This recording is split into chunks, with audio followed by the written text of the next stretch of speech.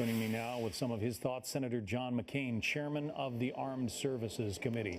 So Jay Johnson says, what are we going to do about Russian meddling? Senator, what would be your answer? Well, I would be examining a series of options in order to make sure that the North Koreans had a price to pay for this. I was very disappointed to hear of some parliamentary problem over in the House of Representatives. We passed a very strong bill by a vote of 98-2.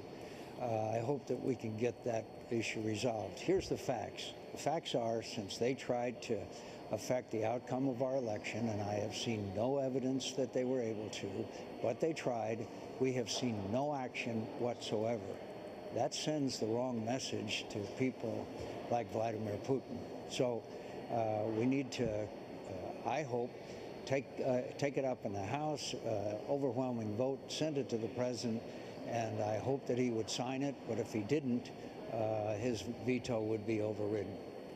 Do you remember during the 2012 election when President Obama sort of chided Mitt Romney for suggesting that the Russians might be our greatest geopolitical foe? It was as though the Russian problem had gone away. Have people on Capitol Hill rediscovered that the Russians are not our friends?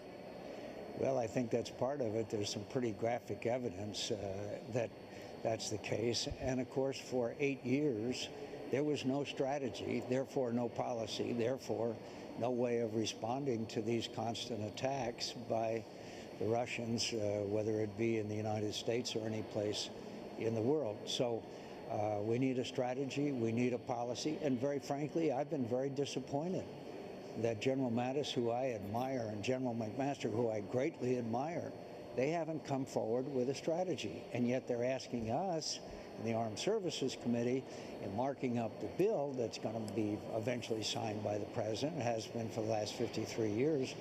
I'm telling them I want a strategy. I'm not about to send more Americans into harm's way without a strategy for victory. What we have had for the last 8 years was a strategy for, quote, not losing.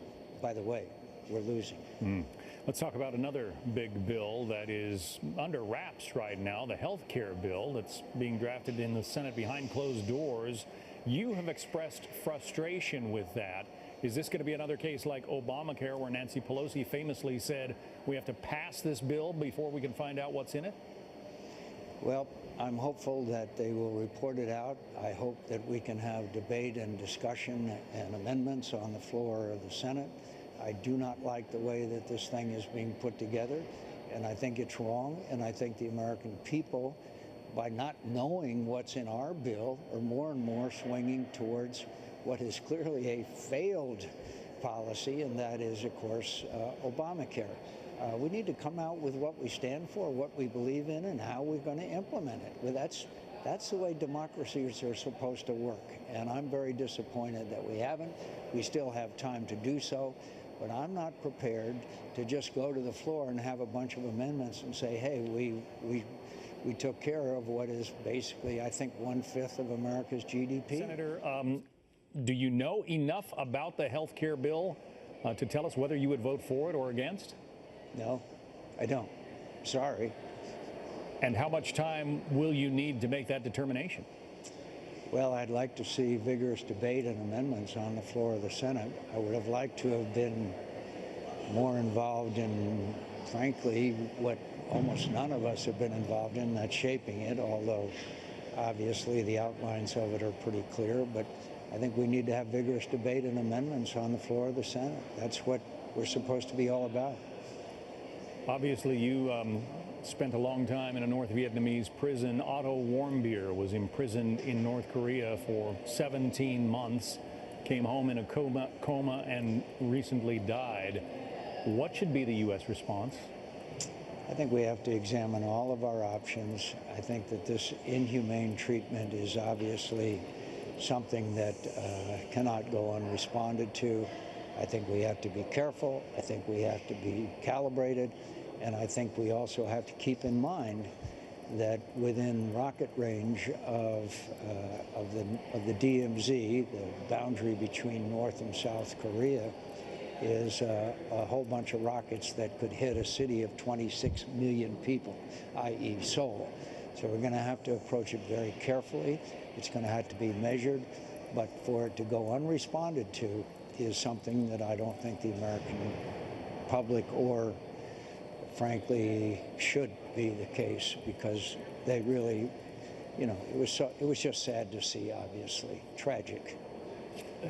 I want to touch on Syria as well. Things seem to be heating up there. The U.S. shot down what appears to be an Iranian drone. Also, the close pass of Russian jets threatening to shoot down American forces. What are your concerns about the status of the battle in Syria right now? Well, my concerns are is we still don't have a overall strategy, and that is of something of paramount importance, obviously. We have been in this conflict for years and years. Second of all, we have to make it clear to the Russians, we're not going to let them attack American trained and equipped troops. That's what caused the shoot down of that Russian airplane, is that it was attacking American trained and equipped troops. And we're not going to let that happen. And so we have to have deconfliction zones. We have to have conversations with the Russians, but we also have to make it clear that if they're going to attack people we have trained and equipped, we have to protect them. And if that means shooting down another Russian airplane, which, by the way, I don't think we will, but we may, then obviously that's what we're going to have to do. They have to understand that. Are you fearful the Russians would try to shoot down an American plane? I don't think so, unless we were in violation of the deconfliction rules that are obviously well established. No, I don't think they would strike back, because their actions were clearly in violation of all the rules that were well established. And all right, Senator, it's good of you to spend some time with us this morning. We appreciate your insights. Senator John McCain of Arizona. Thank you. Thank you.